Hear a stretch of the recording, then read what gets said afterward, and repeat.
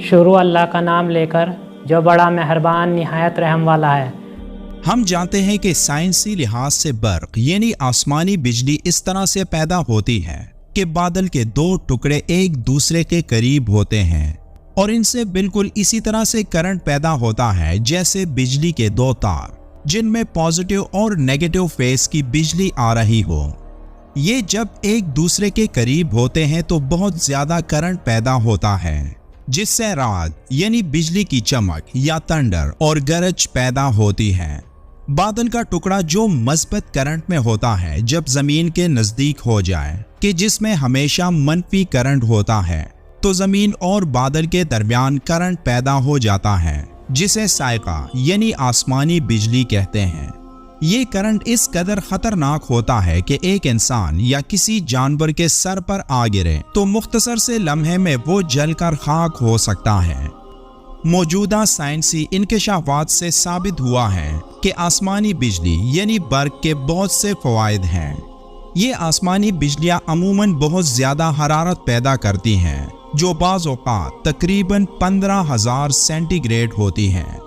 یہ حرارت اس مقصد کے لیے کافی ہوتی ہے کہ اطراف کی زیادہ تر ہوا کو جلا دیں اور اس کے نتیجے میں فوراً ہوا کا دباؤ کم ہو جاتا ہے، اور ہم جانتے ہیں کہ ہوا کے کم دباؤ کی صورت میں ہی بادل برستے ہیں۔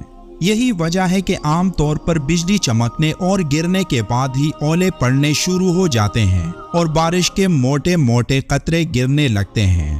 اسی بنا پر در حقیقت آسمانی بجلی کی ایک ذمہ داری پانی برسانا ہے۔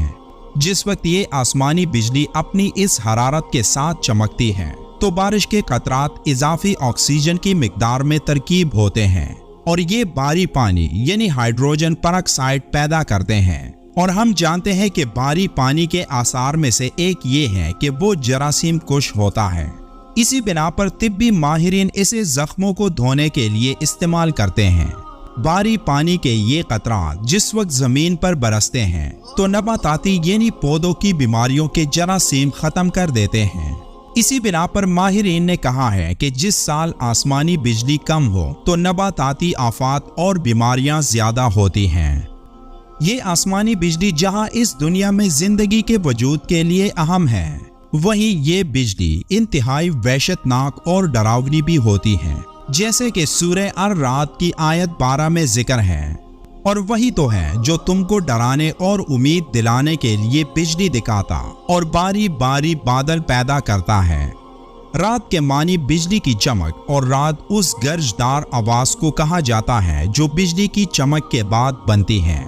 ایک روز ایک یہودی رسول اللہ صلی اللہ علیہ وآلہ وسلم کے پاس آیا اور چند باتیں دریافت کرنے لگا کہ رات کون ہے اور اس کی حقیقت کیا ہے، تو آپ صلی اللہ علیہ وآلہ وسلم نے فرمایا، رعد اس فرشتے کا نام ہے جو بادلوں کو چلانے پر مقرر ہے، اور کڑک اس فرشتے کی آواز ہے جو بادلوں کو ہانکنے کے وقت اس فرشتے کے منہ سے نکلتی ہے۔ اس فرشتے کے پاس آگ کے کوڑے ہیں جس سے وہ بادلوں کو ہانکتا ہے، اور یہ چمک یعنی بجلی اسی کی آواز ہے۔ سورہ الرعد کی آیت نمبر 13 میں اللہ کا فرمان ہے، اور رعد اور فرشتے سب اس کے خوف سے اس کی تسبیح و تعریف کرتے ہیں۔ وہی آسمان سے بجلیاں گراتا ہے اور جس پر چاہتا ہے اس پر ڈالتا ہے۔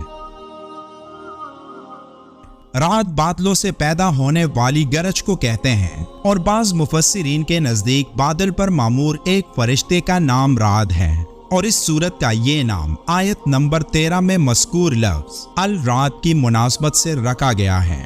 ایک حدیث شریف میں ہے کہ قیامت کے قریب بجلی کثرت سے گرے گی، یہاں تک کہ ایک شخص اپنی قوم سے آ کر پوچھے گا کہ صبح کس پر بجلی گری۔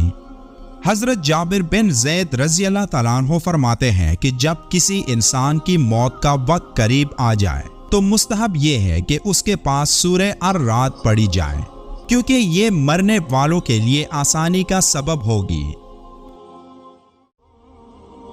گرج یعنی بادل سے جو آواز پیدا ہوتی ہے، اس کے تسبیح کرنے کے معنی یہ ہے کہ اس آواز کا پیدا ہونا خالق و قادر اور ہر نقص سے پاک ذات کے وجود کی دلیل ہے۔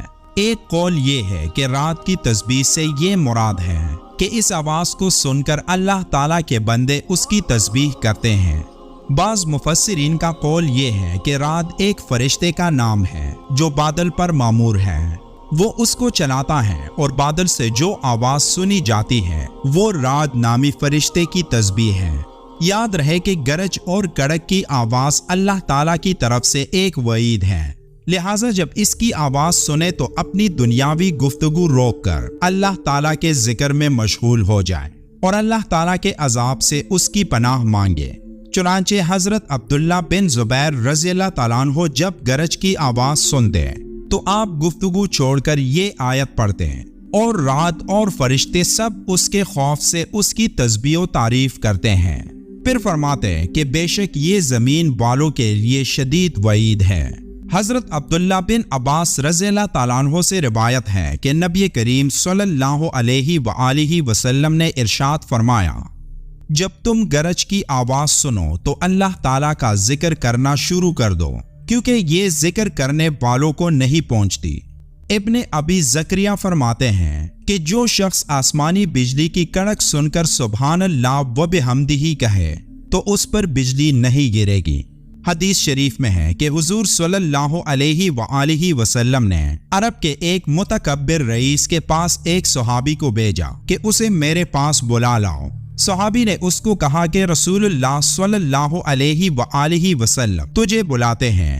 तो वो कहने लगा कि रसूलुल्लाह कौन है और अल्लाह क्या चीज है, सोने का है या चांदी का या फिर तांबे का।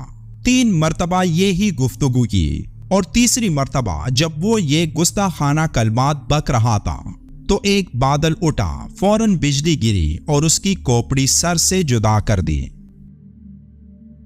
सूरह अर-रात की आयत नंबर 12 पर गौर करें कि बिजली चमकती है तो कभी वो नए खुशगवार मौसम की आमद का पैगाम होती है और कभी वो आग बनकर जमीन पर गिरती है और चीजों को जला डालती है।